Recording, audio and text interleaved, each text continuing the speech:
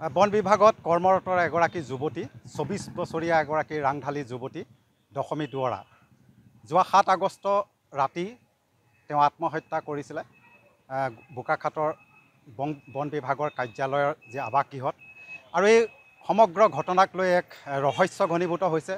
পৰিয়ালৰ লোকে সন্দেহ প্ৰকাশ কৰিছে যে ইয়াক কোনো কাৰণতে আত্মহত্যা ঘটনা হ'ব নোৱাৰে।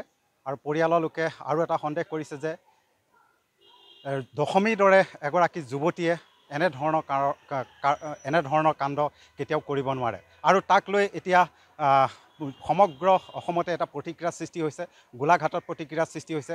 বিভিন্ন দল সংগঠনে এক উচ্চ পৰ্যায়ৰ তদন্ত দাবী কৰিছে। আৰু মই উপস্থিত আছোঁ গোলাঘাট জিলা আয়ুক্তৰ কাৰ্যালয়ৰ সমীপত।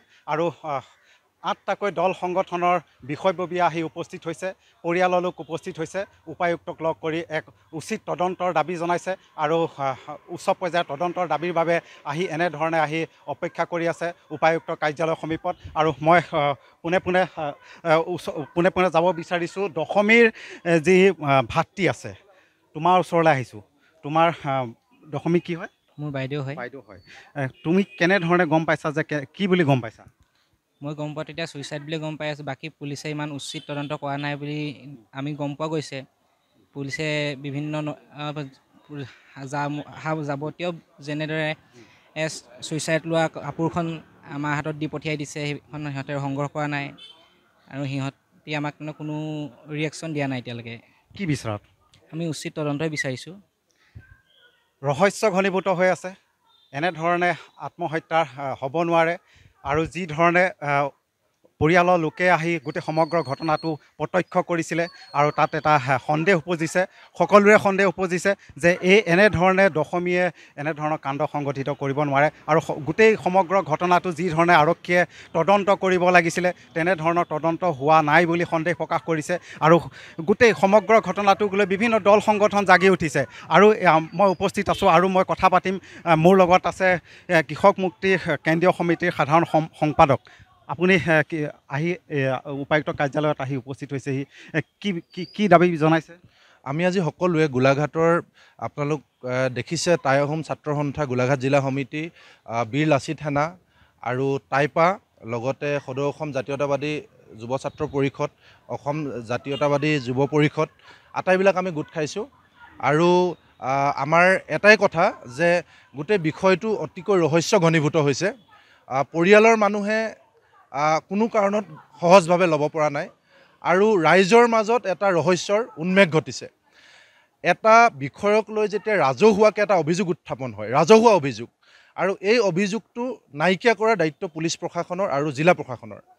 ৰাইজে সকলোৱে বুবু বাবা কৰিছে, বা সকলোৱে তেওঁৰ আত্মহত্যাৰ পাছৰ ফটোখনেই হওক বা তেওঁক লগ পোৱা প্ৰতিগৰাকী ব্যক্তিয়ে সকলোৱে কৈছে যে দশমীয়ে এনেকুৱা সিদ্ধান্ত কেতিয়াও ল'ব নোৱাৰে। বা ফটোখন যদি আপোনালোকে চায় যে সাধাৰণতে আত্মহত্যাৰ ঘটনাত ওলমি থাকে যেনেকৈ এটা ডেড বডি, তাতকৈ সম্পূৰ্ণ পৃথক। ভৰিত বোকা আৰু একেবাৰে মাটিত লাগি আছে, এনেকুৱা কথাবোৰ আছে। গতিকে আমি ভাবিছিলোঁ যে বন বিভাগে নিজাববীয়াকৈ তদন্ত কৰি আচলতে এই গোটেই ৰহস্যটো নাইকিয়া কৰিব লাগিছিল। কিন্তু বন বিভাগে আজি ৭ তাৰিখৰ পৰা আজিৰ দিনটোলৈকে, আজি 14 আগষ্ট, আজি 7 দিনে তেওঁলোকে ৰহস্যজনকভাৱে নীৰৱ। আৰু বোকাখাট আৰক্ষীয়েও এই ক্ষেত্ৰত কিন্তু কোনো ৰাজহুৱাকৈ একো বক্তব্য ৰখা নাই। গতিকে 24 ঘণ্টা বা 48 ঘণ্টাৰ পিছত যিটো ঘটনা পুলিচে বা গোলাঘাট জিলাৰ প্ৰশাসনে নিজাকৈ আচলতে তেওঁলোকে ৰাজহুৱা কৰিব লাগিছিল, আজি এসপ্তাহে গাপ দি থোৱাত আমাৰ আৰু বেছি ৰহস্য আমি গুণ পাইছোঁ। আৰু দ্বিতীয় কথা হৈছে যে কেৱল দশমী বা দশমীৰ পৰিয়াল বা গোলাঘাটৰ ৰাইজৰ প্ৰশ্ন নহয়, এনেকুৱা ঘটনা অসমত কেইবাটাও ঘটিছে। আজি কেইদিনমানৰ আগত জুচিতা দাস নামৰ এগৰাকী অভিযন্তাই বঙাইগাঁৱত তেনেকৈ আত্মহত্যাৰ পথ বাছি লৈছে। ইয়াৰ আগতেও কেইবাটাও ঘটনা ঘটিছে যে চাকৰি কৰা অৱস্থাত প্ৰতিভাৱান নতুন প্ৰজন্মৰ কেইবাগৰাকীও যুৱতীয়ে কিয় তেওঁলোকে আত্মহত্যা কৰিব লগা হৈছে।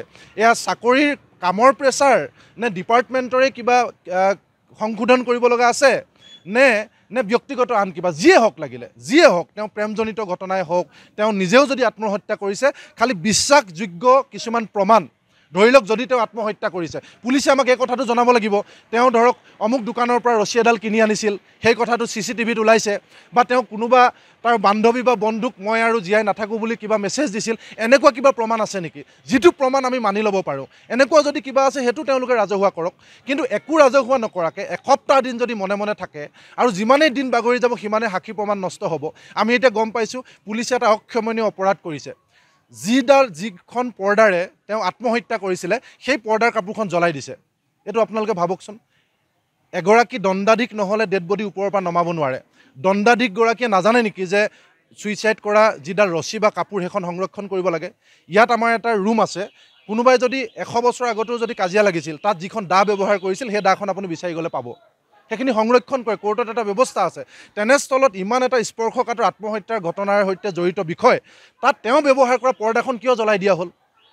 নে পুলিচে ইচ্ছাকৃতভাৱে সাক্ষী প্ৰমাণ নষ্ট কৰিব বিচাৰিছে, নে পুলিচে এইটো ভুল কৰিছে? গোটেই বিষয়বিলাক আছে। আমি শুনিবলৈ পাইছোঁ হোমগাৰ্ড এগৰাকীৰ লগত কেইদিনমানৰ আগত তাই কাজিয়া হৈছিল। আমি শুনিবলৈ পাইছোঁ তেওঁ যিটো ৰুমত আছিল সেই ৰুমটোৰ পৰা তেওঁক চুকৰ বেলেগ এটা আছুতীয়া ৰুমলৈ শ্বিফ্ট কৰি দিছিল কেইদিনমানৰ আগত।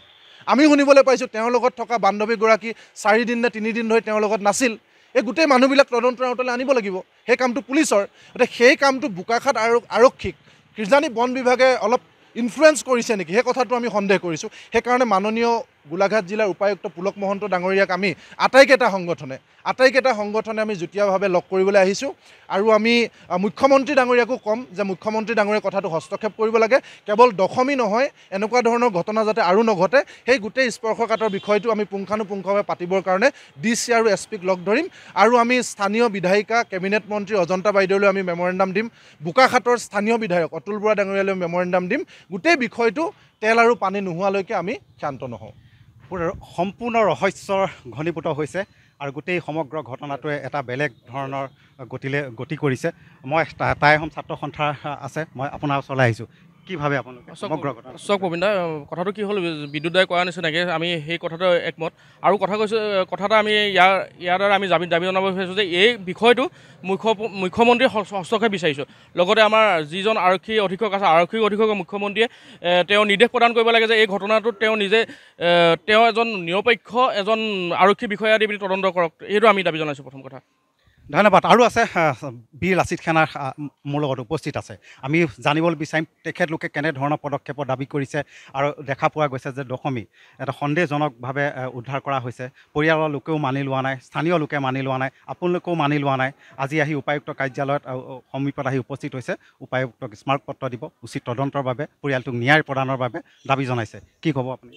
চাওক, এতিয়া বৰ্তমান পুলিচ প্ৰশাসনেই হওক বা বন বিভাগেই হওক শূন্যতে গদা ঘূৰাই কথা কিছুমান কৈ আছে। তেখেতসকলৰ বন বিভাগেতো বৰ্তমান সময়লৈকে এটা ছিংগল ষ্টেটমেণ্ট দিয়া নাই যে কিহৰ কাৰণে দশমী আজি আমাৰ মাজত নাই। দ্বিতীয় কথাটো হ'ল প্ৰশাসনৰ বৰ্তমান সময়ৰ স্থিতি কি। তেখেতসকলে বন বিভাগৰ হোৱাৰ বাবে, চিভিল এডমিনিষ্ট্ৰেশ্যন হোৱাৰ বাবে তেখেতসকলক বচাবলৈ ৰক্ষণাবেক্ষণ দিছে নেকি? আৰু এনেকুৱা কিছুমান কথা আমি জানিব পাৰিছোঁ বৰ্তমান সময়ত যে দশমীয়ে কিছুমান জানিব নলগা কথা কিছুমান জানিছিলে নেকি তাৰ বন বিভাগৰ। কাৰণ কাজিৰঙাখন ডাঙৰ জেগা, কাজিৰঙাখন আপোনাৰ ৰ মেটেৰিয়েলে ভৰপূৰ হৈ আছে।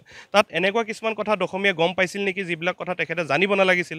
তেখেতৰ লগত 5 দিন আগত হোৱা কাজিয়াখনত তোক চাই ল'ম বুলি যেতিয়া সেই ব্যক্তিজনে কৈছিলে, তাৰ ওপৰত তদন্ত বৰ্তমানলৈকে একো কৰা নাই। ইণ্টাৰনেল এনকুৱাৰীৰ নামত তেখেতসকলে মাত্ৰ এটাই কৰি আছে যে আমি তদন্ত কৰিম এনেধৰণে আছে। বৰ্তমান সময়ত বীৰ লাচিত সেনাই হওক, গোলাঘাট জিলাৰ সমাজ ব্যৱস্থাৰ লগত জড়িত প্ৰত্যেকটো দল সংগঠনৰ এটাই দাবী যে দশমীয়ে ন্যায় পাব লাগে।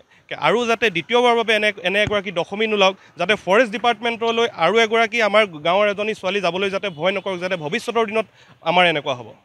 ধন্যবাদ। সেয়াই হ'ল বহুতকেইটা দল সংগঠনে দাবী জনাইছে, পৰিয়ালটোক ন্যায় প্ৰদানৰ দাবী জনাইছে আৰু উচিত তদন্ত হ'ব লাগে। দশমীৰ দৰে এগৰাকী ৰাংঢালী যুৱতী হঠাৎ নাইকিয়া হৈ গৈছে। কি কাৰণত এনেধৰণৰ সংঘটিত কৰিলে কোনো গম নাপায় আৰু পৰিয়ালৰ লোকেও সন্দেহ হৈছে। আৰু সকলোৱে এটাই কথা যে উচিত তদন্ত হ'ব লাগে, পৰিয়ালটোক এটা ন্যায় প্ৰদান কৰিব লাগে।